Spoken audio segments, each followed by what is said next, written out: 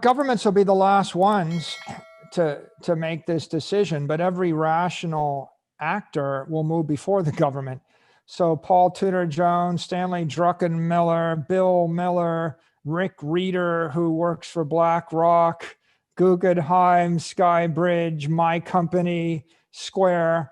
You're going to see an avalanche of smart money in the investment community, and you're going to see an avalanche of smart CEOs, and you're going to see high net worth individuals. Boy, it's like you can have your gold. This year you got 18% return on your gold, but if you bought Bitcoin, you got 290% return on your Bitcoin. Okay, that's been going on. It didn't happen this year. It's been going on every year for a decade. Bitcoin's running 200% on average annually every year for a decade. So I guess my answer would be, how many years you have in your life? Because if I show you something that's doing 200% a year and the average thing is doing 10% a year and the best thing did 20% a year, and you wait 5 years, you gave up 5 out of 30. You wait 10 years, you gave up 1/3 of your life. You're going to wait 15 years and give up half your working life? Do I got to do it for 30 years before someone actually says maybe it works? Gold is antiquated store of value. It peaked in the 19th century. It's not working. You can see it's not working. And the reason it doesn't work is because you can corrupt it.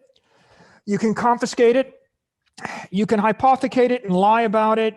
And try moving $100 million of gold or $10 million of gold through an airport when you decide you need to change jurisdictions, or, when a country decides to tax it. How are you going to move it? It'd take you a year and have hundreds of thousands of dollars. So gold is this 5,000-year-old idea of a bearer instrument of value or apex money. If everybody in the world with money agreed they were going to use gold, the gold standard, it might sort of work, but it's too slow for the 21st century, probably too slow for the 20th century. So people moved away from it, and we've replaced it with something better, moves at the speed of light that you can program, smart money, pure monetary energy. You can cling to your gold, but it's like clinging to your Kodak stock because you like photos instead of buying Apple. It's like clinging to Rand McNally maps instead of Google Maps. The digital version is going to be 100 times better. And there's just you can cling to your horses when the automobile comes along. It's not a speculative asset. It's a digital monetary network, which is 1,000,000 times better than the physical monetary networks and the paper monetary networks it's replacing. So if you ignore it, you're kind of like ignoring running water and electricity and railroads and airplanes. It's technology. It's the future. You described some basket case economies. Do you think there will be another gold confiscation or some kind of confiscation where the government comes in and just takes people's assets, whether it's gold or anything else?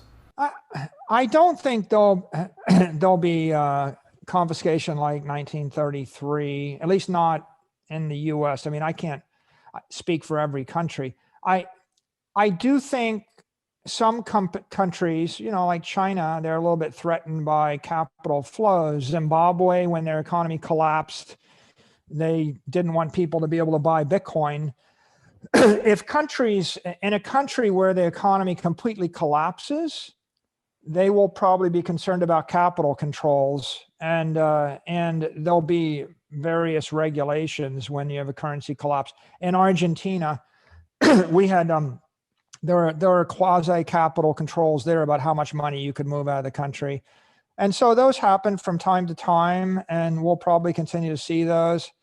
But in general, I think that more likely gold is just going to be passed over. It's $10 trillion right now, and it's seen its height, and it's probably going to peak and deteriorate by $1 trillion a year or something like that for the next decade. It's seen its best years. Bitcoin is going to grow past $10 trillion and then 20, 30, 40, 50, 60, 100 trillion, I think, because it is the digital monetary network, and half of all the money on earth wants to be in a monetary network.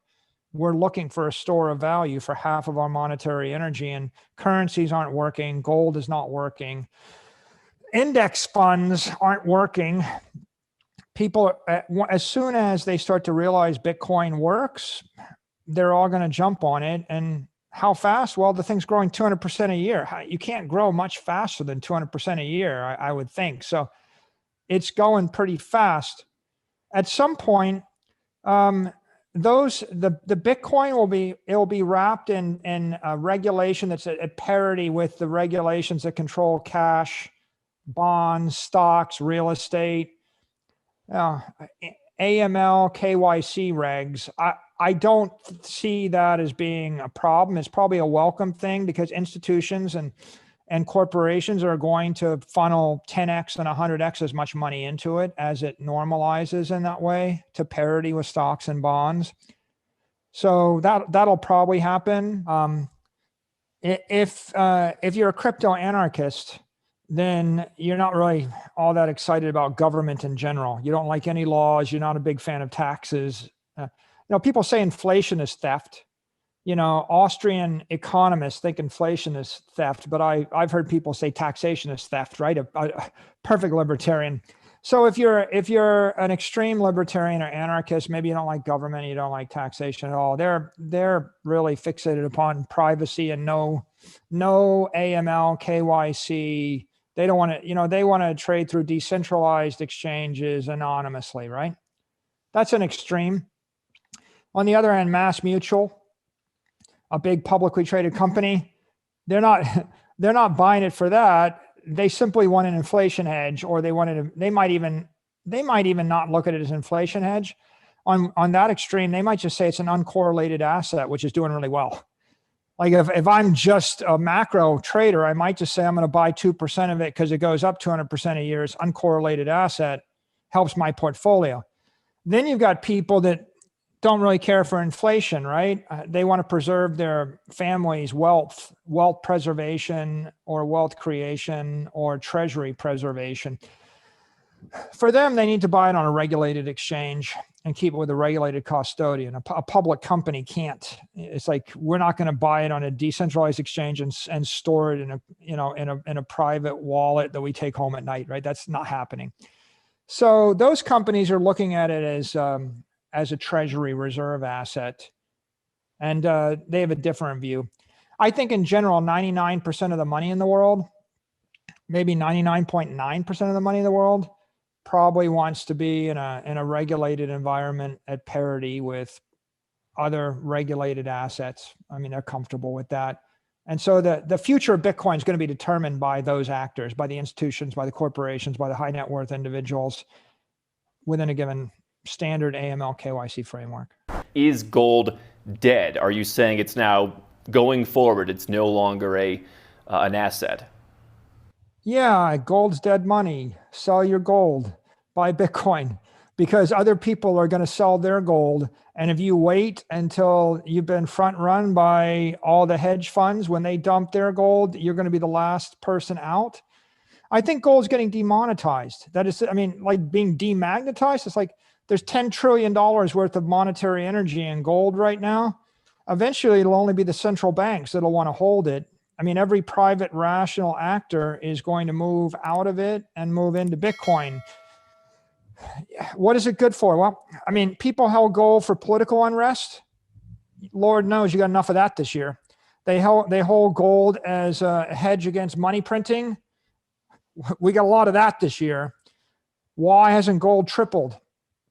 Gold had a slight bounce up, but look at every asset class for the last 6 months. Look at gold, look at NASDAQ, look at S&P, look at bonds. They're all chopping